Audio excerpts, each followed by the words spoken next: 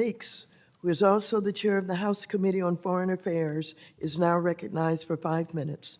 Thank you, Madam Chair. Mr. Chair, it's good to see you, and I know you'll hear a lot of probably political stuff going back and forth, but the American public is trying to understand the language of which we're talking today so that we can really understand what inflation is.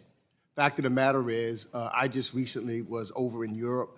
There's inflation in Europe, just like there's inflation here, although as I talked to Christine Lagarde and others, they say the cause of the inflation may be different. So if the causes are different, they said that maybe demand here, but not a case of demand there, is to resolve inflation in Europe. For example, I was in Moldova, 30% inflation rate, gas $15 a gallon, Turkey 80% inflation rate, gas $13 a gallon, and I could name places in Europe, from Europe to the United States.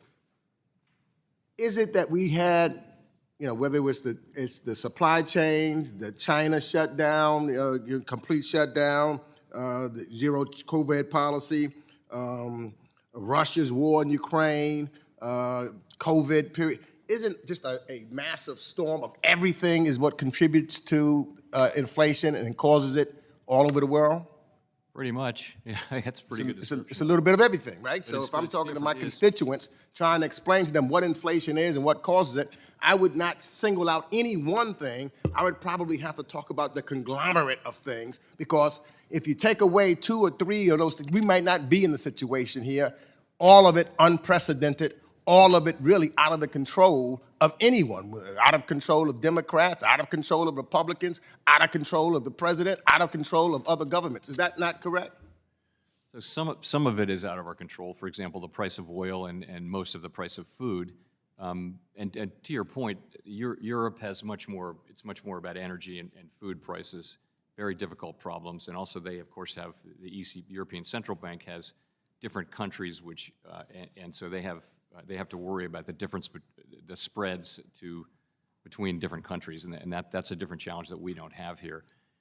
We have, the difference here for us is we actually have a very strong economy and well-recovered economy, and so more of our inflation is from demand, and we do have tools to deal with demand. That is the place where we actually can work, and that's what we're using our tools. And some of that was because during the crises that we had to do certain things, stimulus and other things, to make sure that we kept our economy stable. I mean, if without doing those things, we would have been in trouble. So the things that we did going through COVID, the stimulus, trying to make sure people kept their jobs or kept money coming in at the time, was what we had to do. Otherwise, we would have been in worse shape or not have as strong economy as we have now compared to other countries. Is that not correct?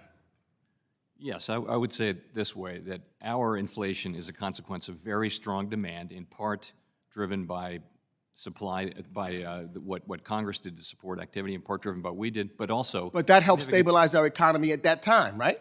It did. And if we did not do those things, our economy may not be as strong as it is right now. I think that's right. That's correct. Our economy is strong. And let me jump to something else real quick, because the one other thing, I know you testified before the Senate yesterday, and what concerned a number of my constituents that I talked to was the question about can we resolve inflation without increasing unemployment? Because our folks are concerned about losing their jobs and not being able to, it'd be worse if they were unemployed. So my question to you is, can you speak to what the Fed has seen during the last few years with respect to the relationship between unemployment and inflation? And is it possible that we can continue to have a strong labor market while also curbing inflation? It's certainly possible that we can. And there is a relationship between unemployment and inflation.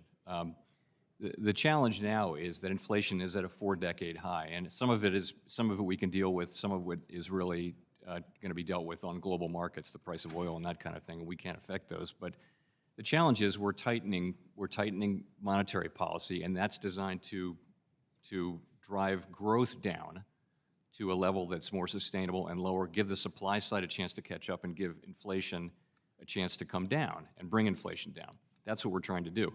we don't have precision tools, and we raise and lower interest rates. It affects the whole economy through many channels, and so there is a risk that unemployment would move up from what is a historically low level, though. A labor market with 4.1% or 4.3% unemployment is still a very strong labor market. Today's rate is 3.6%, and there are 2 vacancies for every unemployed person. So that's a labor market that's kind of overheated.